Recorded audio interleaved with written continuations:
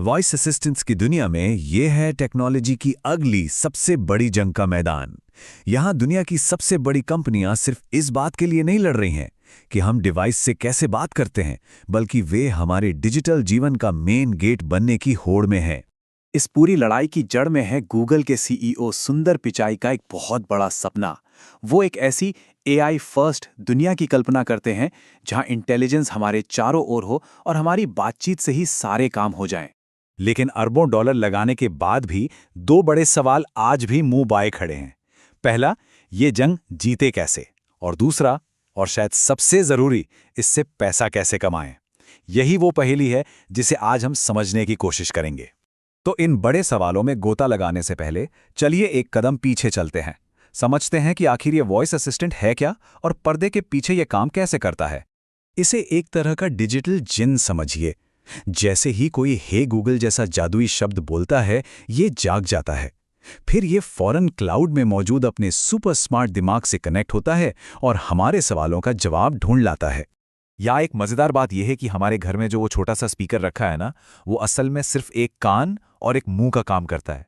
असली दिमाग यानी वो पावरफुल एआई जो सब कुछ समझता है और जवाब देता है, वो तो क्लाउड में है, जहां सारी हैवी लिफ्टिंग होती है। तो फिर इस मैदान में कौन कौन से बड़े खिलाड़ी हैं? चलिए एक एक करके सबसे मिलते हैं, क्योंकि हर किसी का खेलने का तरीका और कहानी बिल्कुल अलग है। इस रेस की शुरुआत तो एप्पल ने की थी, पर अमेज़न ने स्मार्ट स्पीकर लाकर पूरा गेम ही बदल दिया।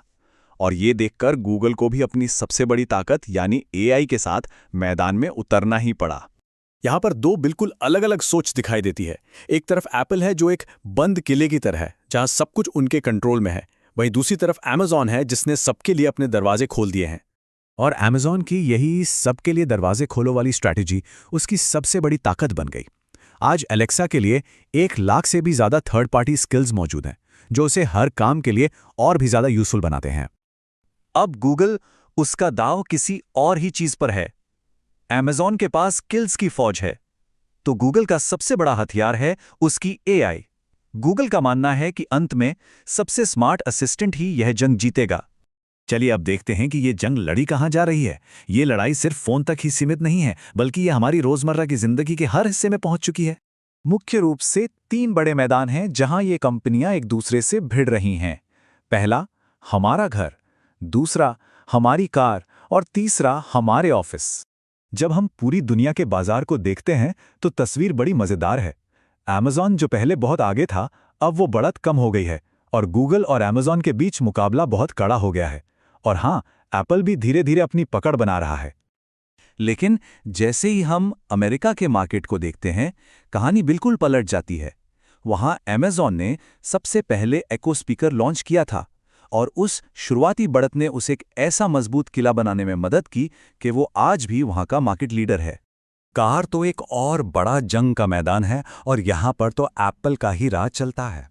सोचिए, 2021 में बिकी लगभग 80% नई कारों में एप्पल कारप्ले मौजूद था। और ये बात समझ भी आती है, आखिर ड्राइविंग करते समय हैंड्स फ्री असिस्टेंट से ज़्यादा काम की चीज़ और क्या होगी। इतना बड़ा सपना और इतना ज़्यादा पैसा लगाने के बावजूद ये टेक्नोलॉजी कुछ ऐसी चुनौतियों का सामना कर रही है जो इस पूरी क्रांति की रफ्तार को धीमा कर रही हैं। और ये एक बहुत ज़रूरी सवाल है। अगर हर कंपनी कह रही है कि यही भविष्य है, तो फिर असलियत में इसका इस्तेमाल इतने बेसिक कामों के लिए ही क्यों हो रहा है? आइए ज़रा इसकी पड़ताल करते हैं। और यहीं पर हमें कड़वी सच्चाई का सामना करना पड़ता है। सोचिए, अरबों डॉलर्स की रिसर्च, दुनिया की सबसे एडवांस्ड एआई, और हम इन डिवाइसेस से क्या करवाते हैं? म्यूजिक चला दो, मौसम बता दो और अलार्म लगा दो। सुंदर पिचाई के बड़े सपने और हमारी असलियत में एक बहुत बड़ा फासला है। इसकी एक वजह तो है टेक्नोलॉजी की अपनी लिमिटेशंस। हमारी बात को 100% सही समझना आज भी एक बहुत बड़ी चुनौती है। गूगल असिस्टेंट इसमें सबसे आगे है, पर वो भी हर 10 में से लगभग 2 बार गलती कर ही देता है। कोई भी परफेक्ट नहीं है। लेकिन शायद टेक्नोलॉजी से भी बड़ी रुकावट है भरोसा। ये जो एक डर है ना कि डिवाइस हमेशा हमारी बातें सुन रहा है, ये बहुत गहरा है। दुनिया भर में लोगों को ये चिंता है कि उनकी प्राइवेट बातें रिकॉर्ड हो रही हैं, और यही डर उन्हें इस तकनीक को पूरी तरह से अपनाने से रोक रहा है। तो चलिए घूम फिरकर हम वहीं वापस आते हैं जहां से हमने शुरू किया था, सुंदर पिचाई के उस सवाल पर कि इतने बड़े इन्वेस्टमेंट को आखिर सही कैसे ठहराया जाए। 257 अरब डॉलर। ये अल्फाबेट की 2021 की कमाई थी। ये नंबर हमें सिर्फ ये याद दिलाने के लिए है कि हम कितनी बड़ी कंपनी की बात कर रहे हैं। एक ऐसी दुनिया जहां अरबों डॉलर का निवेश भी एक छोटा-मोटा खर्च लग सकता है। लेकिन ये नहीं भूलना चाहिए कि गूगल का ये पूरा साम्राज्य विज्ञापनों पर खड़ा है। एक ऐसा मॉडल जो स्क्रीन पर तो जबरदस्त काम करता है, पर आवाज की दुनिया में फेल हो जाता है। आखिर बातचीत के बीच में कोई विज्ञापन सुनना पसंद नहीं करेगा, है ना? तो आखिर में सबसे बड़ा सवाल यही बचता है, क्या ये वॉइस टेक्नोलॉजी भविष्य में कमाई का एक नया जरिया बनेगी, या फिर ये बस एक बहुत ही महंगा प्रयोग साबित होगी जिसका कोई ठोस नतीजा नहीं निकला? और इसी सवाल का जवाब इस वॉइस वॉर का भविष्य तय करेगा।